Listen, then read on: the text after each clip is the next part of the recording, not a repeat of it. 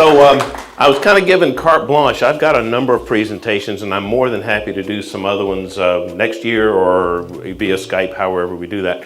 I was kind of left to talk a little bit about any number of topics. I have a number of presentations, but it seemed like that Panadapters, from John, you told me it kind of seemed to be a level of interest there.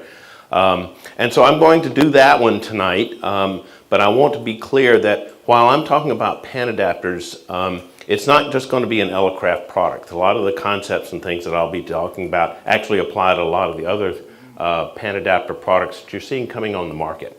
So I just want to be clear about that part. The other thing is as you see on my title there, it's just not my some of that information I'm bringing.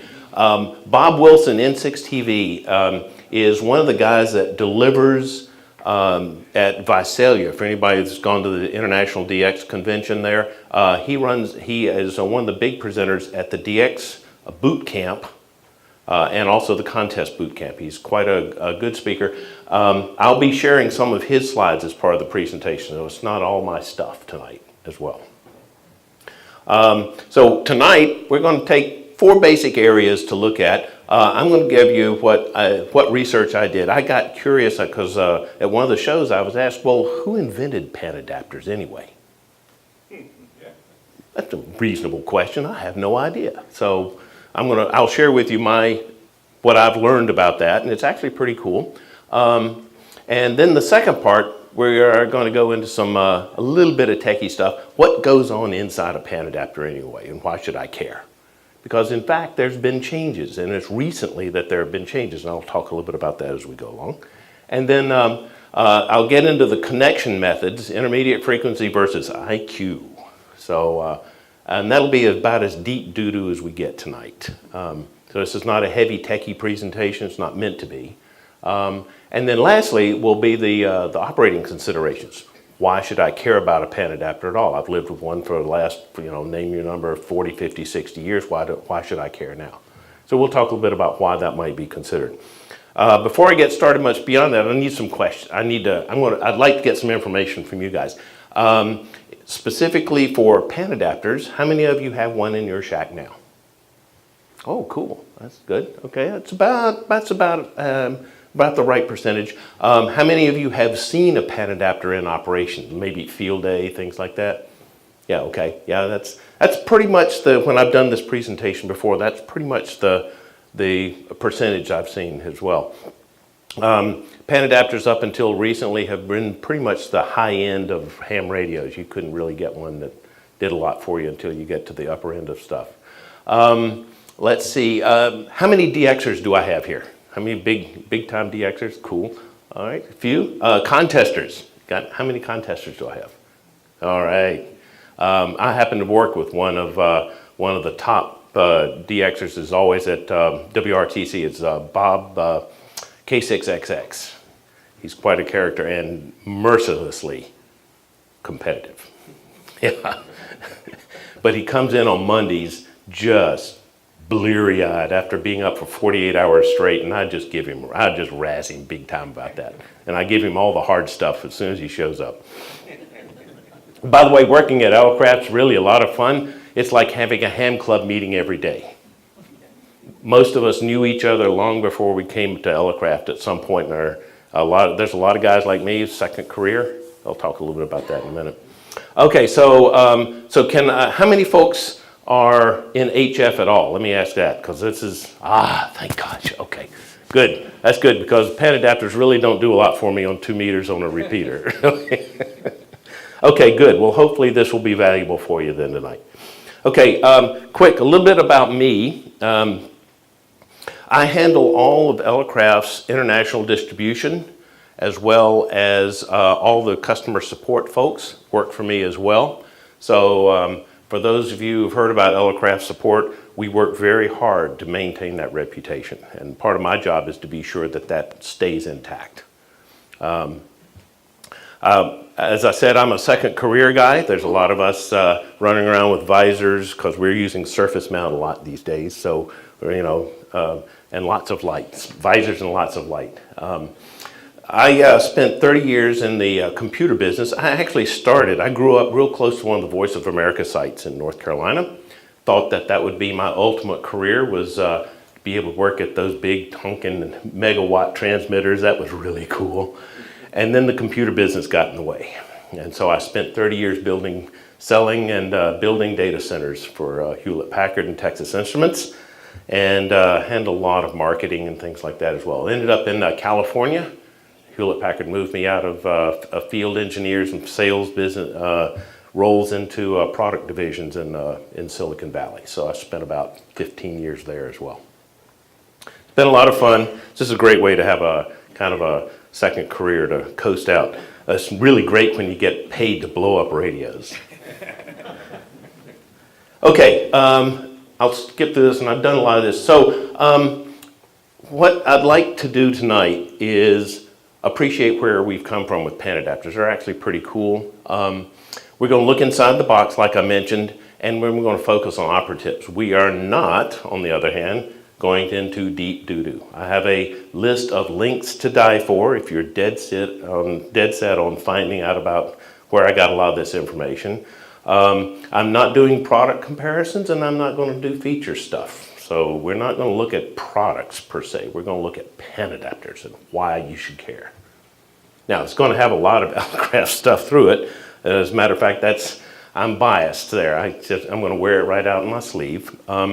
So you're going to see a lot of pictures of Elecraft, mostly because they're good examples of what we're talking about. All the things I'd like to be able to talk about tonight really apply to anybody else's as well. Okay, so let's get started with step one. Who invented the Panadapter? Who is credited with inventing the Panadapter? Let's talk about it that way. Here is our gentleman. And this is, without a doubt, for all, at Hewlett Packard, Hewlett and Packard both they hired brilliant engineers. The whole time that Hewlett Packard was in, there are many guys that look just like this in the old pictures of Hewlett Packard. Okay. He's got his, I don't know, he doesn't have the protector, but he's got most every other characteristic there, I think. So Dr. Marcel Wallace, he was actually a Frenchman. And this was taken during the 30s. That is as you can see there, if you can't read that, that's a panoramic Panadapter on top of a Elecraft's SX28. Okay, so that helps you kind of get some sense of date and time here. Okay. Yeah, how many of those are going to be in the flea market tomorrow, right? So we're going to travel in time a little bit. So that was Dr. Marcel in the 30s with one of his inventions. Dr. Marcel was a good engineer, but it turns out he was not necessarily a very good businessman. He went through about 3 or 4 companies, buying and being bought out or otherwise failing, trying to get Panadapters off the ground. And in fact, his first company was known as the Pana Corporation, hence the name Panadapters. There were various versions of that. Here in the 40s, he just happened to be doing all this just as we headed into World War II. That really helped. That really helped his business. He did a lot of military business as a result. And but he also licensed to Elecrafters. In this case here in the 40s, you can see one. We're going to take a look a little closer at this one. I've actually seen one of these in the flea market in Huntsville last August. I actually saw one of these little guys intact. And so now let's take a look at it, because this is a good example of the stuff I'd like you to start tracking with me as we go through this little history here. So first off, let's take a look at this wonderful display here. We can see it goes to plus and minus 200 kilohertz, basically, of bandwidth. And in fact, if you look there, you can't, it really isn't doing a very good job on the 200. It's not really actually that wide. Okay, so from any of those that you have got Panadapters today, 200 kilohertz, unless you've got one of these DC to daylight kind of receiver types, little SDR plays and those kinds of things. Those things are crazy, man. It's too much information for me. I can't deal with that. But this is almost not enough. But if you didn't have anything else, it really does make a difference. And So let's take a look. The other thing is that the amplitude's really not all that accurate. We don't have no idea, other than the relative positioning, how strong are these signals. We really don't know that yet. So let's jump now to the 50s. So we know we started in the 30s, 40s. Now here's a 50. This one's actually a NASA. There's a guy who does a lot of these restorations, I found out. He's got quite a good website. I'll have a link in the back of my presentation about that. This one is called a panelizer. There's that Pana name, but now it's got a different trade name attached to it. The other thing that's noticed is that you start seeing a lot more controls. There's a lot more things we can do. This one actually has gradients now for the for the vertical axis as well as the horizontal, and this one, of course, was used. If you look closely, you'll see the NASA sticker on it. So we know that it was used up here, either at the Cape or maybe over in Houston or someplace like that. Okay, so we've still got the same basic scope, though, right? We've got a pretty elemental signal being shown. It's rasterized. It's still an oscilloscope, essentially, that's being pressed into service. But we've got a little bit more controls and things like that. Now, we're getting up to the point where some folks might have actually had one. Did anybody ever have one of these? Did anybody? Yeah. Yeah. How much different was it from that original one that we just saw with the Elecrafters? As far as, you had some knobs, right? But I have no idea. yeah. This is the stuff I lusted for as a kid. I wanted to build one of these Heath kits so bad. But again, the same thing. We've got a very elemental, so you can see there on the screens, the yellow screen there, a very elemental presentation of the signals. And the other thing is you could see things happening around you, but you still had to be able to get over to them, and by then, they might be gone. You had to stand around and wait for them to show back up. Still, it's better than just mindlessly going back and forth without one. And for those of you who have not used a Panadapter, I will tell you my personal experience has been that the radio now sits off to the side, and I fly the shack with my Panadapter, not with the radio. My hand's on the VFO knob. I'm not looking at the radio anymore. I'm looking strictly at the Panadapter. Does that help some? Oh, good. Thanks. Okay, so now we've come 40 years, 30, 40, 50, 60s, 70s, essentially. I kind of put Heath kit here. It was designed in the 60s. It was carried through in the 70s, but it was really a 60s design. And we've still got a fairly narrow little screen. Not a lot we can do with it, right? 40 years of that.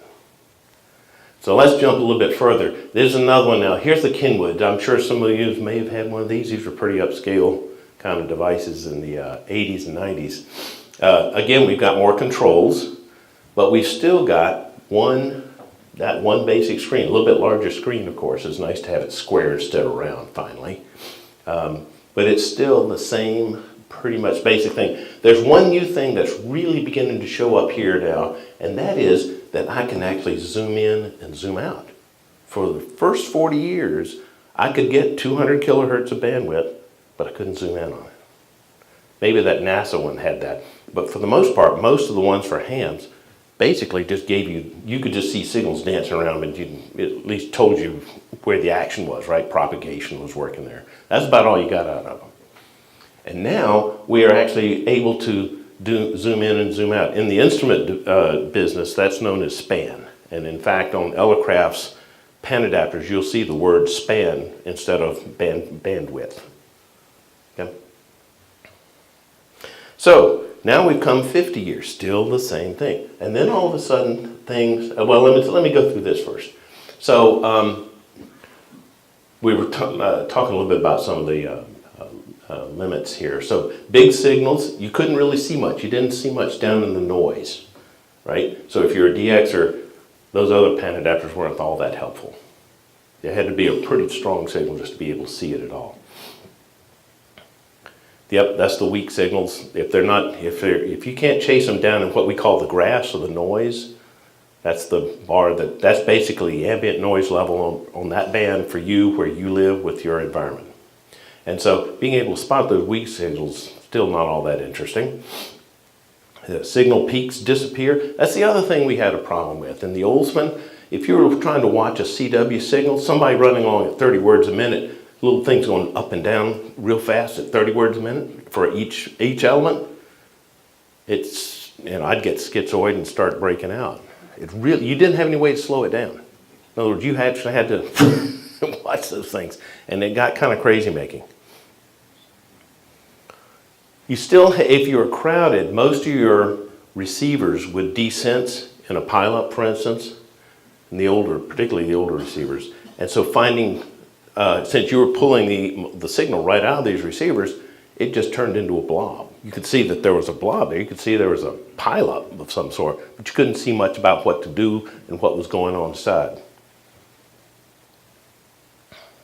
Yeah, that's that limited zoom in and zoom out that I talked about earlier. Yeah, and the jumping, distracting, crazy making stuff. Yeah. And then in the 90s, one thing happened with these guys. This is, without, to me, the big turning point. Because up until then, we did not have the processing capabilities at a reasonable cost to be able to do what we can do with Panadapters today. And you can thank these guys, not Apple necessarily, but the phone business, to commoditize the signal processing chips that gives us the radios, the SDR stuff, as well as our Panadapter capabilities. And that's what I mean by no history, real time only. Sorry for the cutoff there. And the reason is waterfalls. So when I say a waterfall, I'll get into that in a minute. Let's talk a little bit about, okay, what goes on inside the Panadapter, and then we'll get into the waterfall stuff. Okay, 2 questions we're going to cover here. What is the Panadapter? How does it work? And then where does the driving signal come from? Okay, and it's again this old and new. So think about this big transition point in the technology that's also driving how we connect Panadapters. We'll actually see an example of each in the Elecraft product line. Okay, so it breaks down into 2 parts. First off, from the 1930s, from good Dr. Marcel, all the way up to the 90s, we use the intermediate frequency. And even today, most of our radios always will pull from the intermediate frequency. For all those old Panadapters we saw, we're tapping into the radio somewhere, pulling out an intermediate frequency because we had a single, double, or triple conversion transceiver, right, to do that. The manufacturers of the radios have not been very cooperative. A lot of our radios don't have an intermediate frequency tap on the back already. You have to go in and hand mod it yourself. The big difference now is that from about the 2000s onward, particularly after about 2010, it's really taken off. And that is what are called IQ signals. Most of your SDR radios are either direct conversion or a single conversion.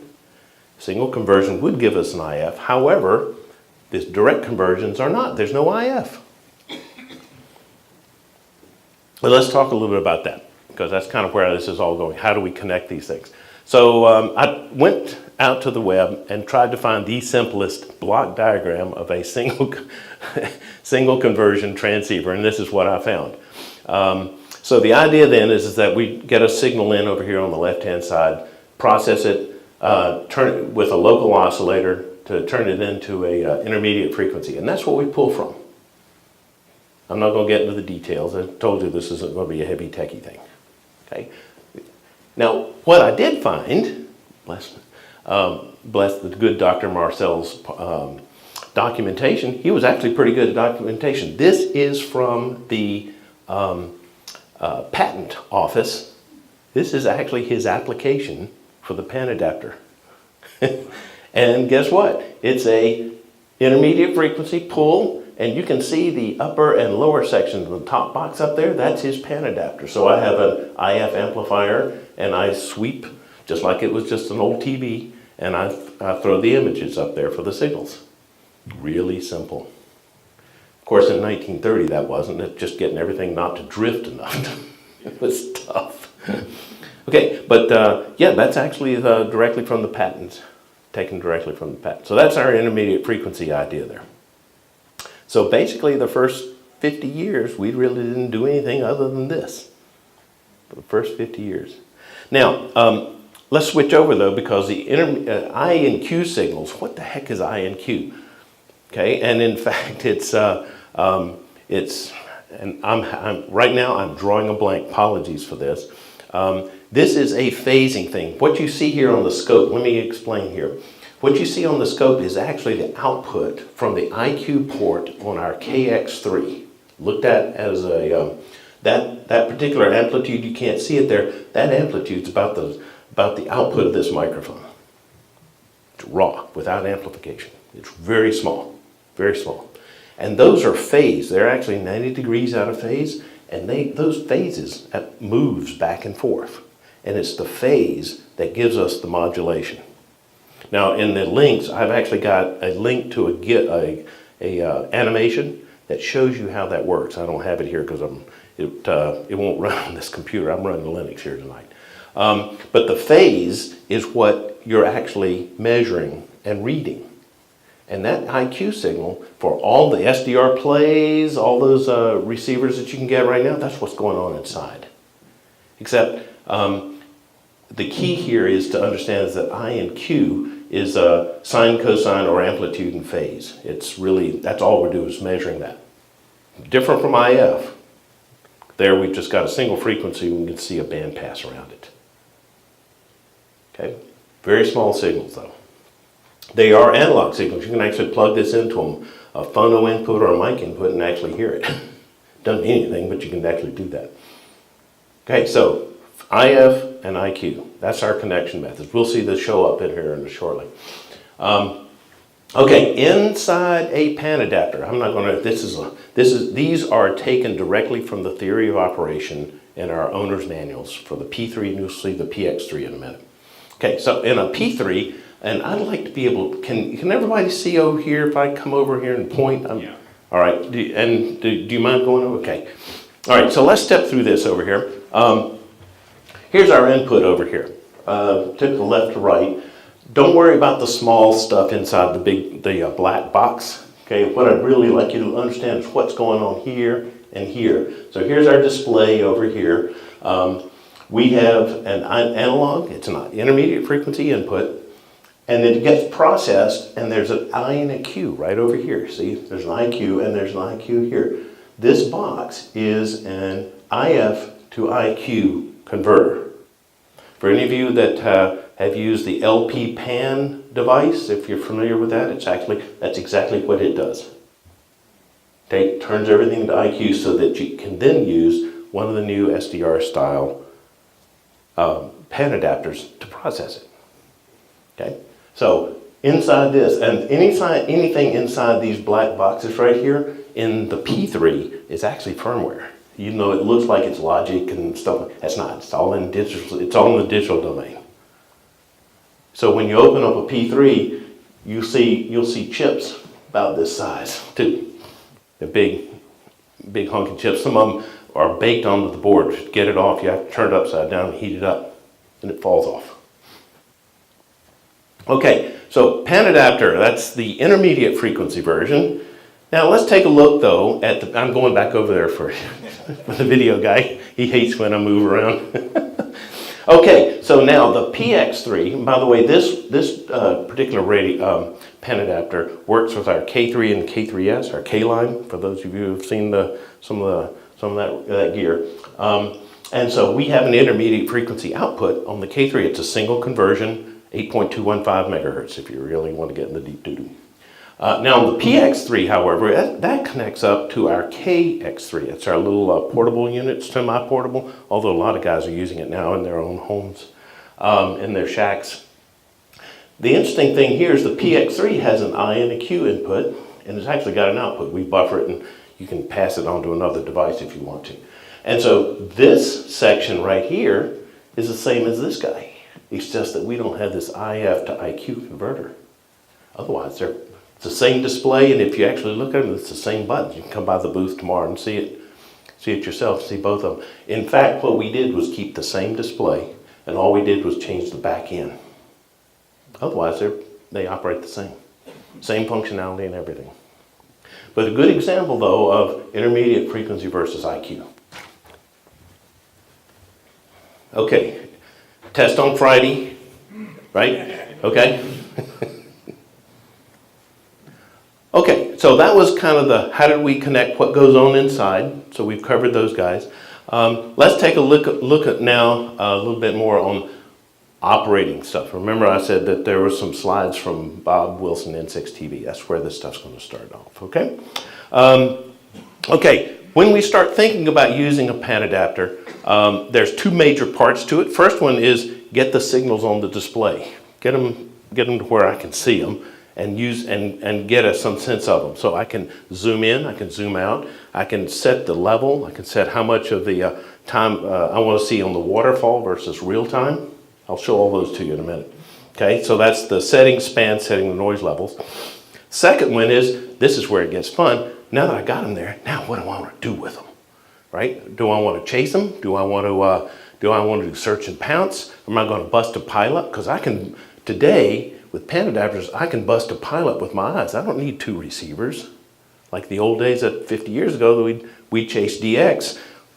You got the target in one ear, and you got the pilot in the other, and you're dialing your VFOB for the hole in the pile, and if the guy's calling 10 up, you want to be 10 up from him, but then you hear him move one, so you have to now move up over there and back and forth.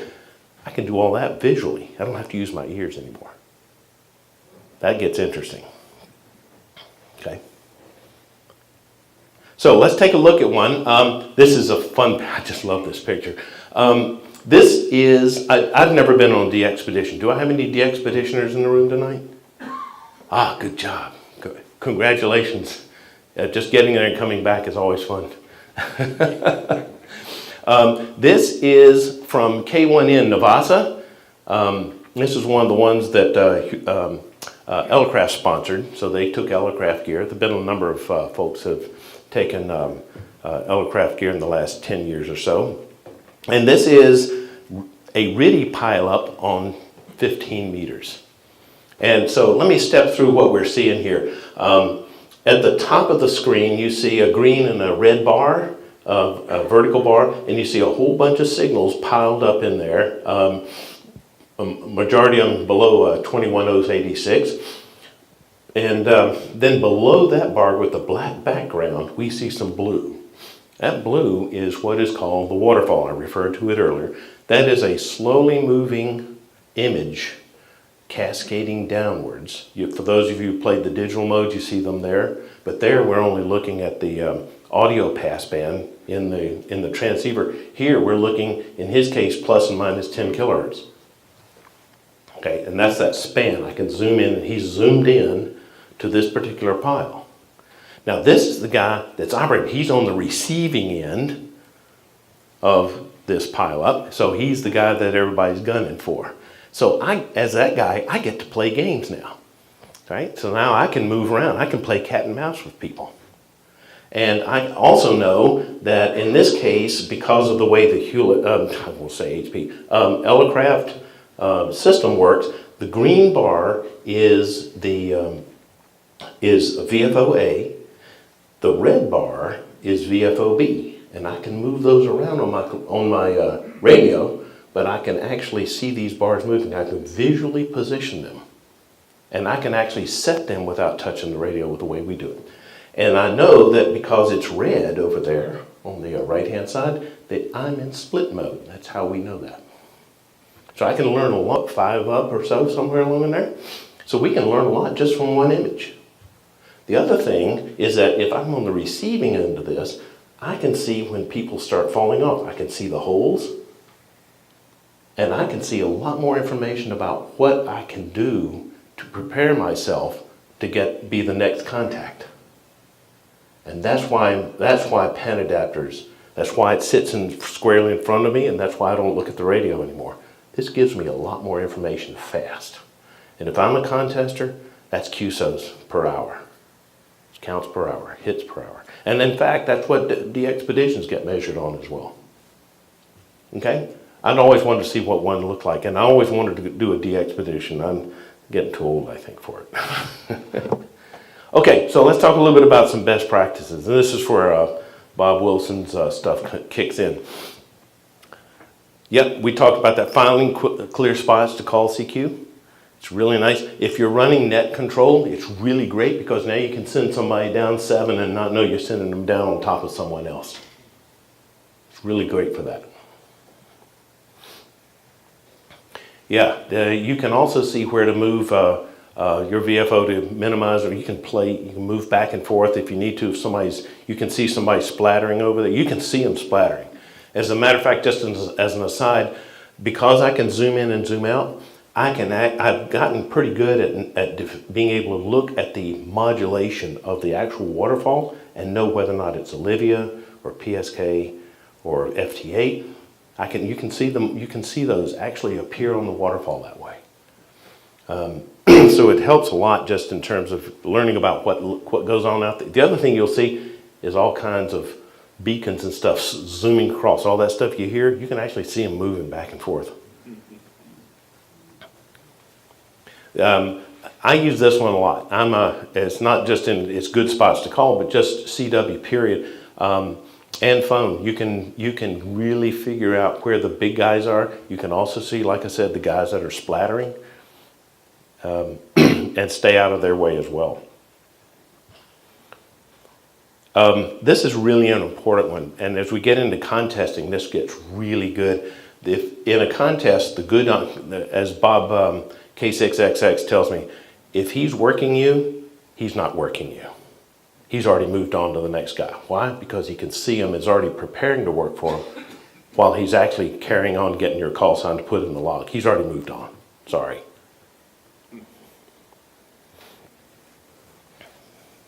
This being able to set up and maintain a split is really where another one where the Panadapters give you a leg up.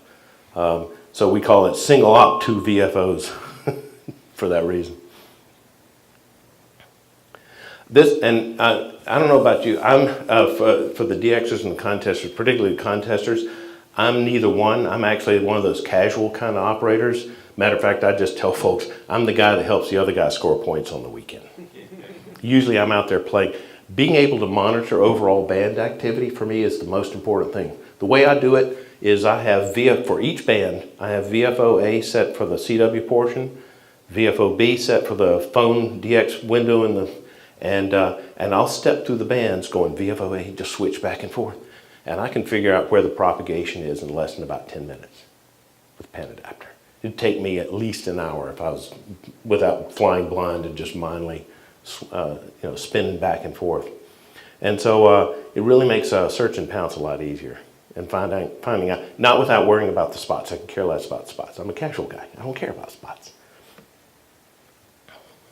The contesters, keeping an eye on the competition. Those guys know where their competitors are in the pile. Again, this is from Bob K6XX tells me this is a big part of why he uses Panadapters and why he's so good, because he's using these tools as a competitive weapon. Okay, so waterfall displays. Click to tune style of direct access. I can see quickly on a waterfall, as you saw earlier, I can see where the guy was up to about 10 seconds ago. That means I can find where he was because I could see. I don't have to wait for him to transmit. I know where he was and I could be on top of him waiting for him to come back. So if he's calling CQ, I'm right there waiting for him. Boom, next, on to the next one. For managing pileups, same sort of thing. And for the field day kind of operators, that's where that usually helps. If you've learned how to do that prior to showing up on field day, your Q counts go up. Okay. This one's really important. Because of the DSP chips and the ability to do DSP now, being able to see small signals pop up right in the grass. One of the nice things about most Panadapters today is that we can actually see underneath the noise floor. You can bring the noise floor up into the display. So the Panadapters today, performance-wise, are so good that you can see the noise floor of your radio, or more specifically, the noise floor of the environment that you're in. Usually that masks the noise floor of the radio. Most radios today are good 140 dB, minus 140 dB or so. You can see that. So we get calls at Elecraft that says, man, I've got all this noise down in here. Well, what's your noise level? Oh, it's 135, minus 135. Right. Is the floor of the sea nice and flat? No. There's all kinds of birds. They complain about birdies and stuff. Yes, there's birdies and all sorts of stuff floating around down there at the bottom in your noise floor. It's always been there. Now that we've given you the ability to see it, oh, this is a problem. We have to fix this. No, just plug in your antenna. So, it'll all get masked. Zoom levels, the ability, I call it zoom, but in fact it's more technical term, it's called span. And so being able to zoom in and zoom out allows me, in the case of Elecraft Panadapters, we can zoom in all the way to about 2 kilohertz. That means I can look at your modulated signal and tell you where it sucks. I can literally, and I can take a picture of it and email it to you. And tell you why it sucks. I'm trying to pick on you, John, but yeah, this is, again, find clear frequencies fast. Find who the DX just worked. If he's calling 10 up, but then you see him move in the pile, right on the edge of the pile, then you already know where he's going to land. So you know where he just worked, because you can see the guy. You have spot gaps in a crowded CW. It doesn't even have to be CW. Frankly, it can be phone as well. Okay, waterfall display disadvantages. Anybody familiar with CW skimmer? Just let you see. CW skimmer. You know, for the digital guys running digital modes like PSK31. You know how you can some of they'll have some sort of a skimming capability. It'll identify who the guy is, whether or not you've worked them. You know, those kinds of things. Ham Radio Deluxe does that. There's a lot of others. CW skimmer does that for CW work. Yeah. However, it takes an IQ input to be able to do that. So not everybody gets to have that capability. So the idea then is that, oh, I haven't worked him. Oh, I worked him already on this band. Let me go down here. You can actually see all these guys running. Okay, so CW skimmer, if you want to look it up, it's pretty cool. Clicking for some of these SDR radios, it'll let you mouse over and then click. I defy you to spot the guy, zero beat him with a click of a mouse. It does not work. You can get close, but you're still going to have to touch the VFO knob. Sorry. Okay, so you can see him, you can see where he was, but we're not. Especially if you've got DC to daylight kind of panadapting look, you will not hit the guy. You'll get close. Some guys don't like Panadapters. Some guys don't like Panadapters. It's too much information, they can't process it. And that's okay, that's okay. But generally for the high contests and the DX crowd, it's not negotiable. You're gonna have to learn how to use it. This is probably the biggest one of the bunch. If you're not using your waterfall display, if you're just looking at the real time only, if you have that competitive bent, Panadapters are really the tool of choice anymore. So that's why we call remember, let's go back. Those didn't show up until the DSP chips gave us the ability to have a waterfall. The IQ signals that we use to get them there have been actually known by mathematicians since the 1930s. I and Q, by the way, if you want to go look it up, it's actually called the Hilberling transforms, just like the fast Fourier and all that stuff. Hilberling transforms. They have been known to mathematicians for these many decades. We just did not have the capability of processing it effectively and economically, let me put it that way. Yes, the CIA had them in 1930, I'm sure, 1935, or whoever the forerunner was at the time. But the reality is the real-time display itself is really insufficient, even though we lived with it for 60 years for all practical purposes. So why are Panadapters now getting the IC 7610? Anybody got a 7610 yet? The ICOM radio? 7300. How many 7300 guys are? Okay, so let me ask feedback for you guys. How has this helped some? Oh, yeah. From just a little perspective, you can go and you got some now useless party trivia for some of the other guys, right? So it is I cannot impress enough. The waterfall is where the action is. It's nice to see the real-time stuff. And a lot of the earlier implementations of Panadapters with some of the radios, not just Elecraft, but others, lacked a lot because they could not supply that.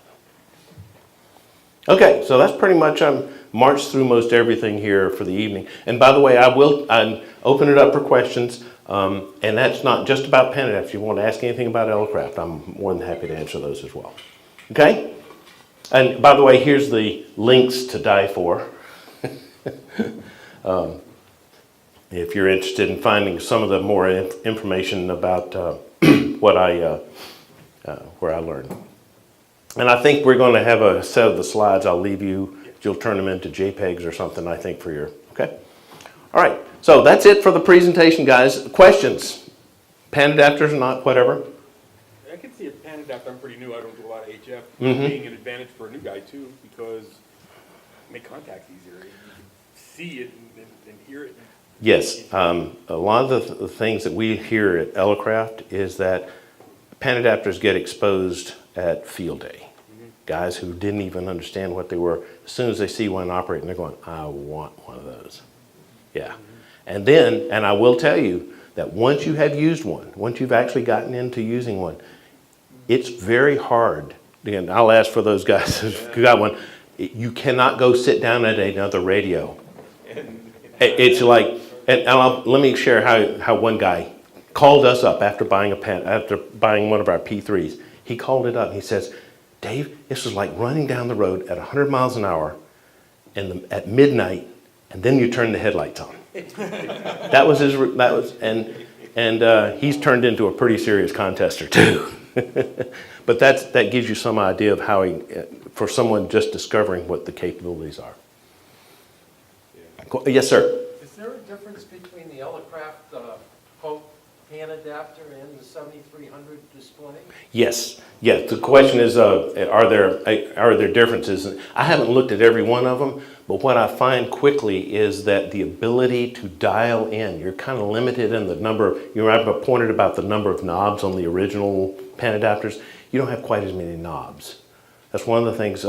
Just as a little background, the Panadapter, the P3 Panadapter that Elecraft has marketed now for, gosh, almost 6-7 years, was designed by a retired HP engineer. I actually know the guy for the oscilloscope division of Hewlett-Packard.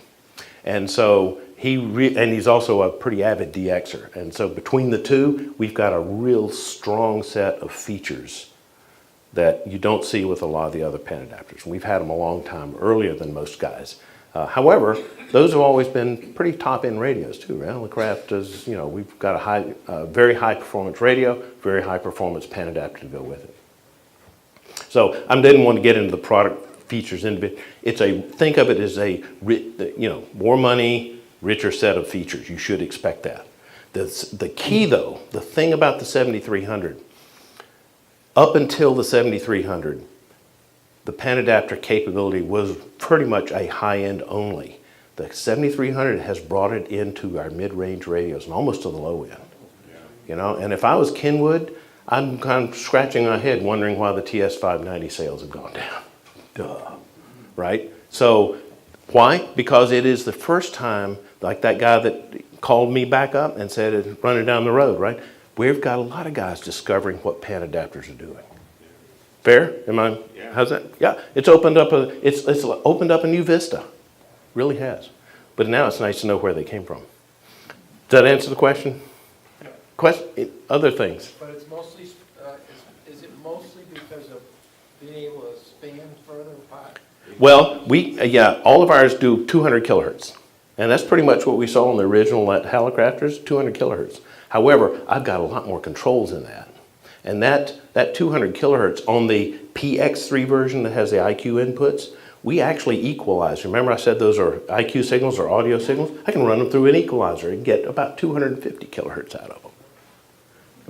I'm going to raise the noise floor on each end as I EQ it up, but that's actually what we do inside. So now on the 7300, frankly, we've got one. We've got one at the plant, but I have yet to play with it. So I can't really call out exactly the details, but I do know just scanning through the owner's manual, it doesn't have all the features that we have. It is handy. Yeah. Let me ask, and then I'll go over to you. I got a friend who uses waterfalls every day. Yes. He's shown them to me, and they're just amazing. Yeah. He's got a lot of good samples and information about it on his website, mk7z.net. nk7z.net is a good source of more information on the Panadapters and the use of the waterfall. Awesome. The more the merrier there. The IF, your Panadapter work on other IFs, like the Uh-huh. Tech 9 megahertz? Or Yeah, the P3, remember that was the one that had the IF input, then it turned it into IQ and then presents it.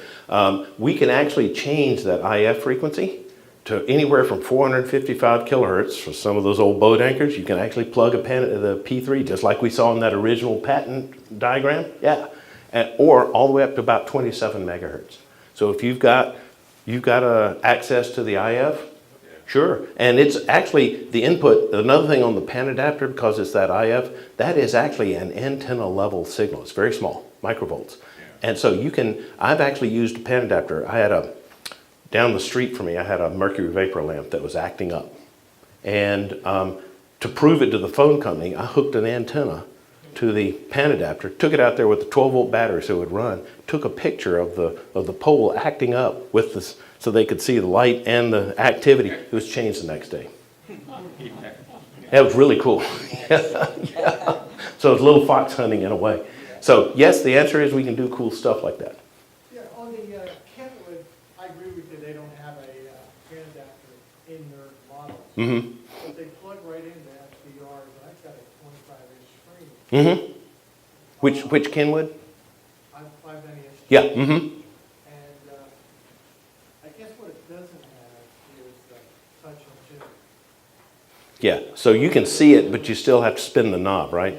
Yeah. And the way we did it at Elecraft is that the Panadapter and the transceiver, once they're connected together, it's actually an RS-232 connection, but it turns into an 8-bit data bus.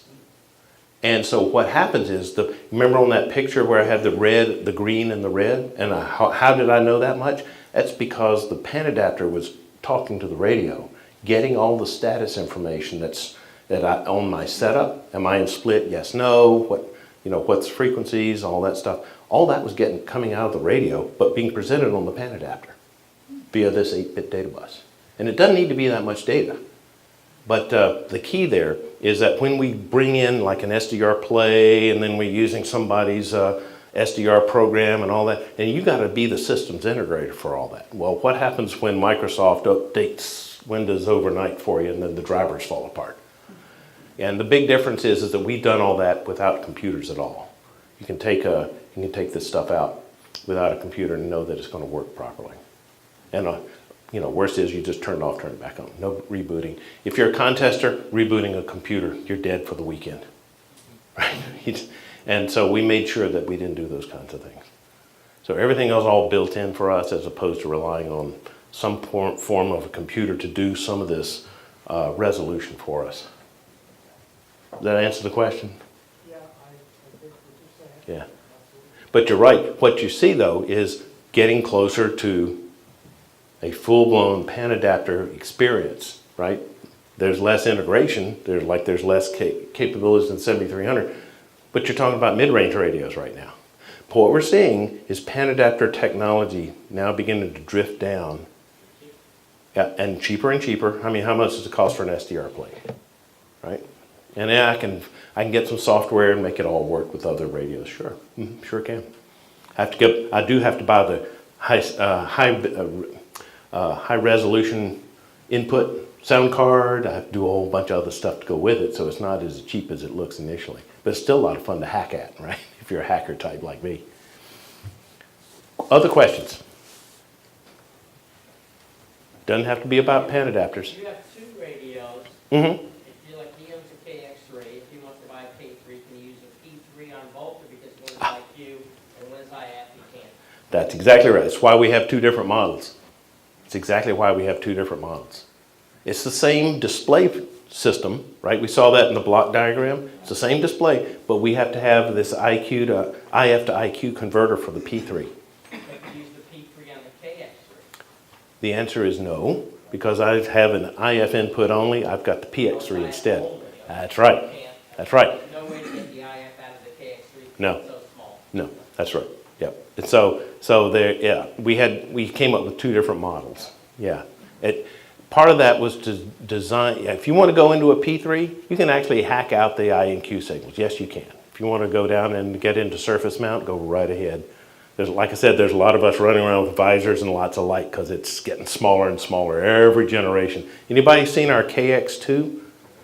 Yeah, it's really small. It's so small. Yeah, it's really small. Every time we've done one of these, we're using the next generation of chips, which lets us build the cool stuff in smaller cabinets.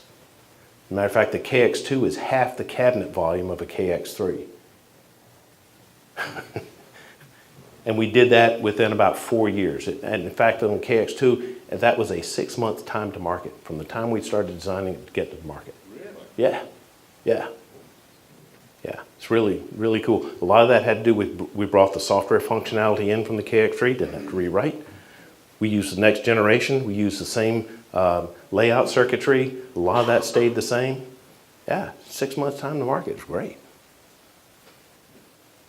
Okay, any others? Yes, sir. Do you support backwards for the radios, repair-wise? Help me out with what do you mean by that? An older radio, you're going to stand behind that for repair services? Oh, absolutely. And I have to point at Don because Don's doing a lot of that for us with our, what we now call the classic line or the legacy line. That's the 3 original Elecraft products, the K2, which we still sell, by the way. Almost, what, 18 years now? It's almost 20. No. Yeah, it's almost 20. Yeah. Was first. Yeah, 19, yeah, it's about 20 years, that's right. Yep, that's right. And the K1, which we no longer sell, and the KX1, unfortunately, we no longer sell. By the way, the reason that those are no longer in the product line is not because of demand, it was actually because we could not get parts any longer. Our biggest challenge, you carry a radio for 20 years, Don will tell you, a lot of those chips that we originally designed with dual inlines, for those of you know what that is, that's the 2 legs on each, the legs on each side. All those went to surface mount. So if you buy a K2 today, you're going to see that there's little daughter boards, a surface mount chip, and there's little legs sticking down the bottom of it because we retrofitted them.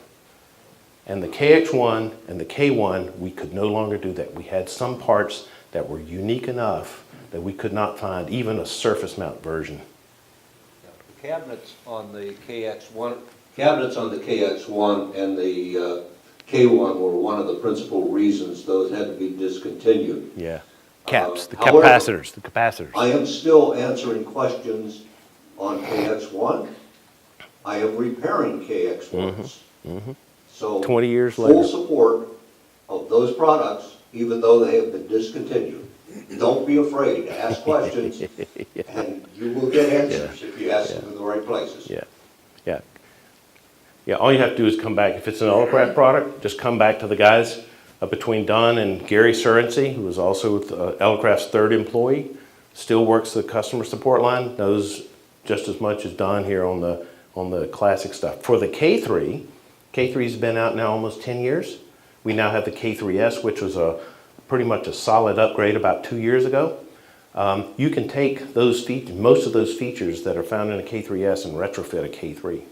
Matter of fact, we have a lot of guys buying used K3s, send them to us, we rev them up, put all the factory mods on them, and then they can upgrade synthesizers and all the other things that we have. So yeah, we do a lot of support like that. It's a big differentiator for Elecraft over a lot of the other radio companies. Yes, sir. Is there a reason why when you designed the new Panadapter, you didn't make it usable Yeah, we wanted to be able to put them in different cabinets. There's some pretty much big redesign that went on. Even though we're using the same DSP chips inside for the fast Fourier calculations, that's what the display stuff is. Does all the fast Fourier calculations to give you all those waveforms. It was all about the interface and the power supplies. And the other thing is that the PX3 you'll see is about 1.5 inches thick, and there's a lot of room inside. You can actually put a battery in there if you want to. We toyed with the idea of putting one in it, but we've never followed it through. So a lot of guys do it themselves. And so making it as simple as possible to connect meant that we came out with 2 different products, even though you're using the same front end display. And quite frankly, all the firmware functionality, almost exactly the same. Where is Elecraft with respect to remote operating? I've got a whole presentation. So the question is, where are we with remote operating? We actually have the K3 remote system.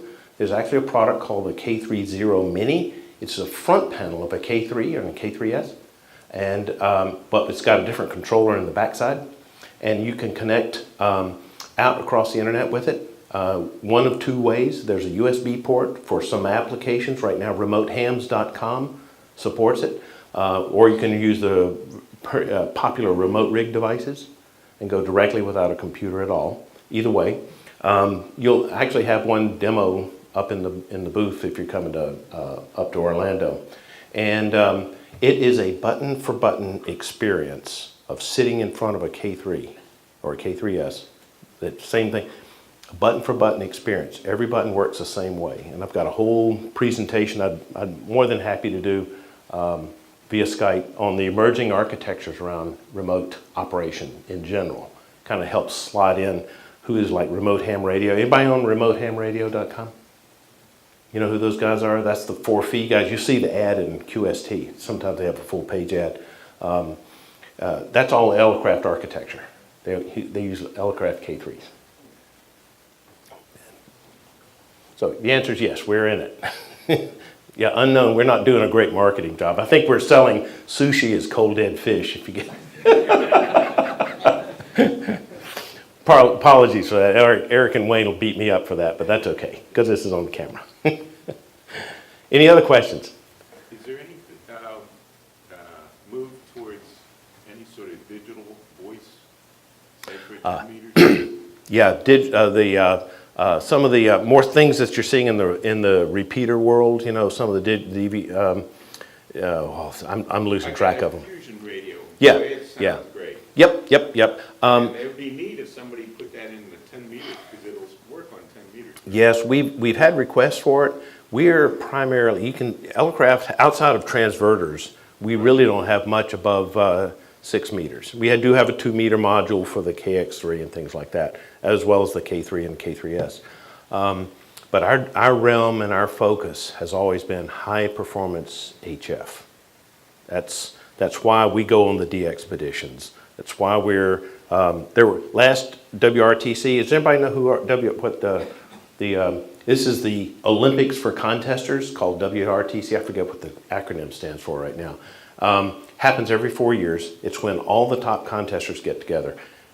Last WRTC, and that was almost 4 years ago now, 64 K3s were used. Teams of 2, 64 K3s were used. So that kind of gives you an idea of where we specialize and why. I think that's worldwide radio testing. I forget, WR. I don't know what the T stands for. I'll let someone let Google be our friend there. But bottom line is that we are an HF. So to answer the question that are being applied now in the 2-meter, particularly across the internet linked repeating systems and all that, we've kind of let that play itself out. We're seeing a lot of somewhat proprietary, and there's not a lot of standards in there yet. There's some walled garden plays going on. So that's not what Elecraft's about. We're out for high performance HF radios. That's what we do, and portable, and QRP. Thank you very much over there for I'm pleased to see a lot of the QRP. Yeah, that's great. That's great. That's the stuff that Elecraft started. We started as a QRP kit company. You built one of the ones years back. I built a K2 in 2001, I'm still using it. Yeah. My primary radio. Yep, there you go. There we go. Thank you very much. Can't beat the receiver. Yep, that's what we hear. I have a KX3, what would you recommend for antennas? Antennas? Oh, I wish I'd done the QRP presentation. I've got one on go starting. Okay, antennas. The answer is antennas are to radios as lenses are to cameras. And everybody's going to have an opinion and an experience, probably a few more than there's people in the room. And so it all depends on what you're going to do with it. And that's, if you called me up, that's exactly the conversation I'd want to have is, what do you want to do with it? CW20. CW20 on bald mountaintops without trees, or We don't with, have any yeah, okay. mountains. We go to the water though. Oh yes, oh yes, yes. Well, I'll give you my personal. I rented a house for my family in Marathon 2 or 3 years ago. Took my KX3 and an in-fed ZEP. House is up on stilts. Hooked it up to the gutter. Ran the long end down for about 5 feet off the water. Worked on 5 watts. Worked it the entire East Coast over to Texas and on into Europe. I could roll it up on a little bobbin and take it home. For me, that's as good as it gets. Yeah, and so the real question though is, if you're going to do the summits on the air kind of activity, there's a good chance you're not summits on the air soda, or lighthouses on the air, any of those kinds of things. There's a good chance you're going to run into places where there's nothing to hang anything. So you're going to have to take self-supporting antennas.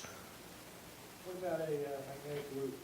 Mag loops are wonderful in a very narrow range. You move QSY anywhere, you got to retune. That's, and for some guys, apartment dwellers, you have to learn how to live like that. That's why the digital modes for some of those guys, I think, are real popular. You just park yourself on 1407 and go to work, right? And I don't have to worry about it. So magnetic loop for that kind of activity is great. For me, search and pounce, not interesting. Yeah. Does that help some? There is no straight answer. Always need a good opinion. Yeah, well, there's mine. Just as an aside, I've worked at Elecraft for almost 6 years now, and I've had many experiences, usually on Monday mornings, and it goes something like this. Hi, I just got my general, and my VE told me to call you. Really? Kid you not. An hour later, I hang up the phone. He's bought a KX3 and a buddy pole. Why?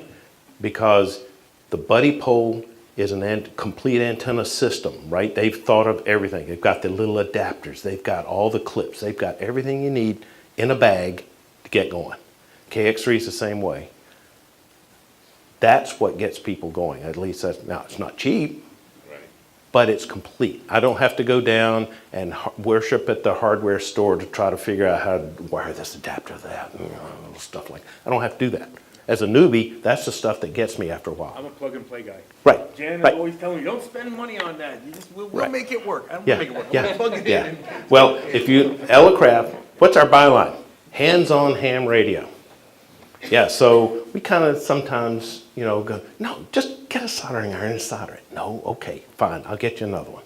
It's one of those where you want to have fun with the radio, or is it part of the hobby, the facet of the hobby is to hack, right? And I call it dinking, that's a technical term, dinking, and we have lots of dinkers as customers and we love them.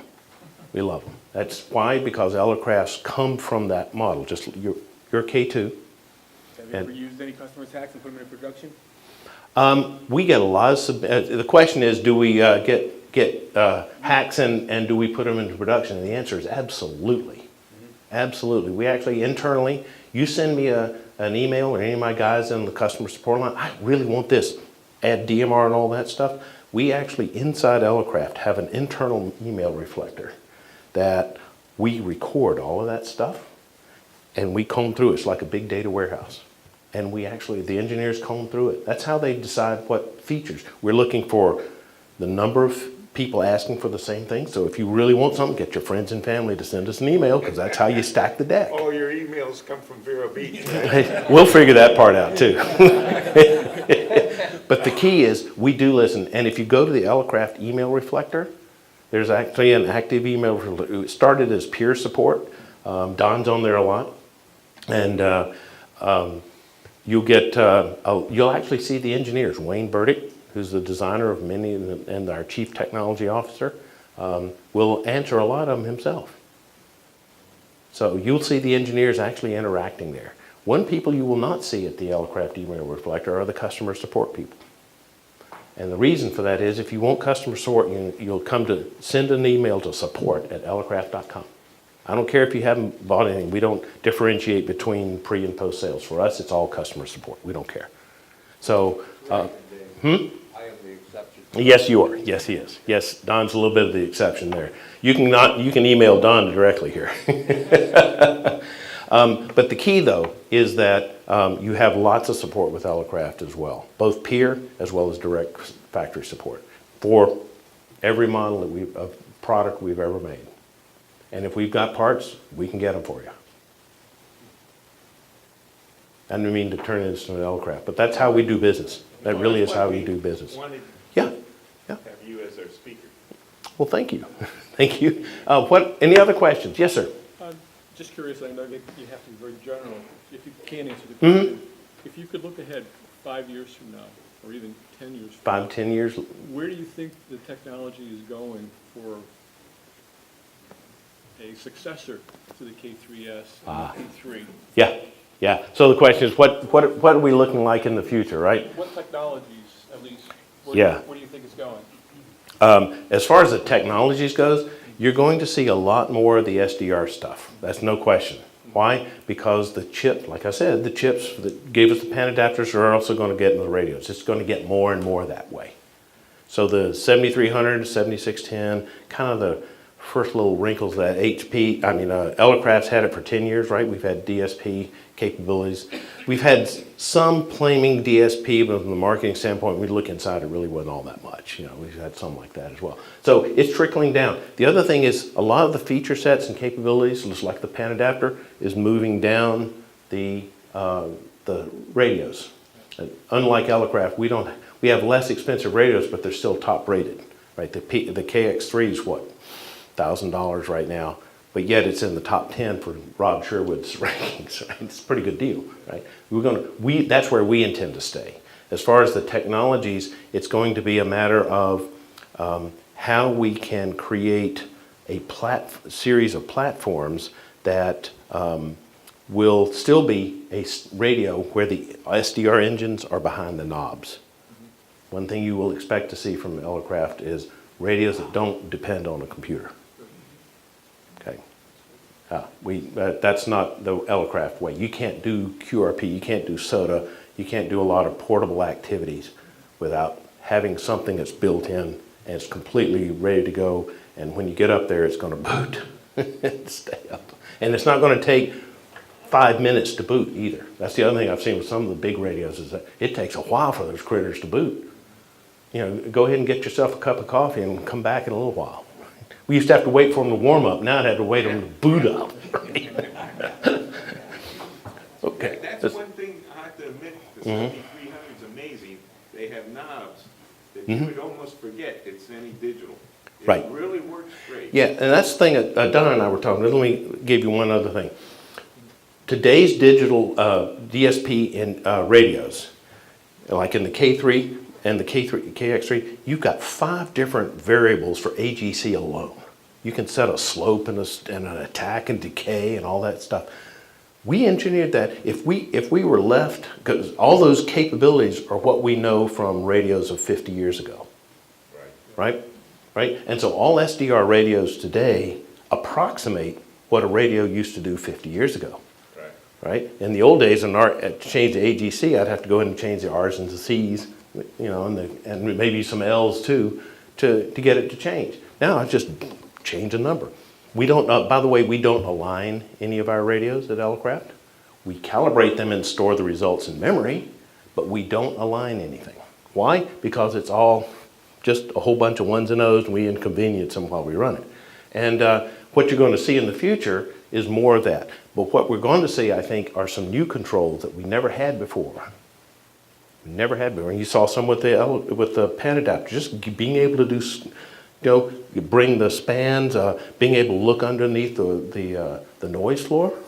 Well, that's cool. I couldn't do that before. We're going to see more of that. And that's what I think is exciting about it. The other thing I think is you're going to see, particularly as us boomers start age out and we have to downsize, is remotes. You were correct about asking remotes. We see that as an emerging facet. And I've got some good use cases to share with you in my other presentation about what we're seeing and how that's working to advantage. Did you send us your presentation on This one? I'll have a copy of it. Yeah, we're going to. Oh, well, why don't you want to set up a Skype sometime and we'll do another one of these? We have remote operation. I've got one on I've got one on operating QRP in general. It was actually done for W4DXCC, so it's kind of got their background on it and stuff. I imported it. So we just want to know what the Yeah. choices are, see whatever Yeah, the majority wants. and then I've got a technology update as well. Just kind of where. Yeah. Well, let's come back and do the QRP. I'm happy to do those. It's just for me it's easy. I'll be the talking head now that you've met me. So. Okay. So we've got plenty. I've got a little abstract on each one. We can circulate around. We'll take a vote. That's what most of the ham clubs do for me. They'll take a vote. I'll give you all the ones I've got. You've seen this one, though, hopefully. Let me ask, how valuable was this tonight?